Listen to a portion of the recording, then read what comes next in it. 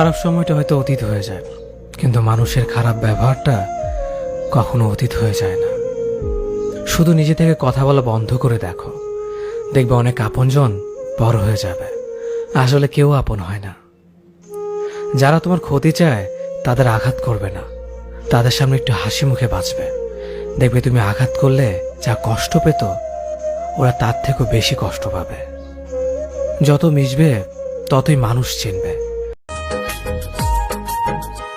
बरसात का मौसम है ये सावन का महीना,